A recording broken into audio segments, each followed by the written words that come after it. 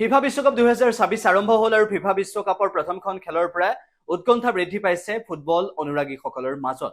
বিশ্বৰ ফুটবল অনুৰাগীসকলৰ বাবে আটাইতকৈ গুৰুত্বপূৰ্ণ ভাল লগা কথাটোৱে হৈছে যে 48টা দলে প্ৰতিদ্বন্দ্বিতা কৰা এই মেগা ইভেণ্টখন বহু দীঘলীয়া।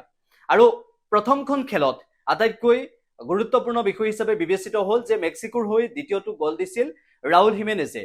ৰাউল হিমেনেজ কোন? ৰাউল হিমেনেজ হৈছে সেইগৰাকী খেলুৱৈ যিগৰাকী খেলুৱৈ 2020 চনত আৰ্চেনেলৰ বিৰুদ্ধে এখন খেলত যেতিয়া খেলিছিল সেই মুহূৰ্তটোত কেনেকুৱা ধৰণৰ ভয়ংকৰভাৱে আঘাতপ্ৰাপ্ত হৈছিল সেয়া সকলোৱে গম পাইছিল। কিন্তু দুৰ্ভাগ্যজনক বিষয় এইটোৱে যে সেই খেলখনত লাওখোলা ফাটি গৈছিল, তীব্ৰ ৰক্তক্ষৰণ হৈছিল ৰাউল হিমেনেজৰ।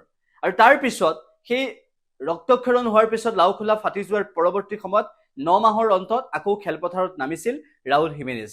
লক্ষণীয় বিষয় এইটোৱে যে ৰাউল হিমেনেজৰ এইখন চতুৰ্থ বিশ্বকাপ আৰু এই চতুৰ্থ বিশ্বকাপত ৰাউল হিমেনেজে দক্ষিণ আফ্ৰিকাৰ বিৰুদ্ধে মেক্সিকোৰ হৈ দ্বিতীয়টো গ'ল কৰিবলৈ সক্ষম হৈছিল। আৰু যিটো গ'ল কৰিছিল সেই গ'লটো কেনেদৰে কৰিছিল সকলোৱে দেখিলে। মূৰেৰে সেই গ'লটো দিছিল ৰাউল হিমেনেজে। গতিকে আটাইতকৈ ভাল লগা বিষয় আৰু লক্ষণীয় বিষয় এইটোৱে যে মানুহে চেষ্টা কৰিলে, মানুহে নিজৰ ত্যাগৰ বাবে বহুখিনি কৰিব পাৰে, মানুহে নিজৰ কষ্ট আৰু সামৰ্থ্যৰ জৰিয়তে বহুখিনি কৰিব পাৰে, সেয়া দেখুৱাই দিলে ৰাউল হিমেনেজে।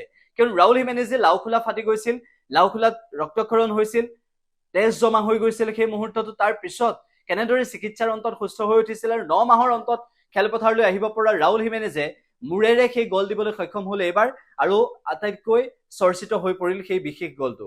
2-0 গ'লৰ ব্যৱধানত দক্ষিণ আফ্ৰিকাক মেক্সিকোৱে পৰাস্ত কৰিলে ফিফা বিশ্বকাপৰ প্ৰথমখন খেলত, আৰু সেইবাবে ৰাউল হিমেনেজ চৰ্চাত আহি পৰিল।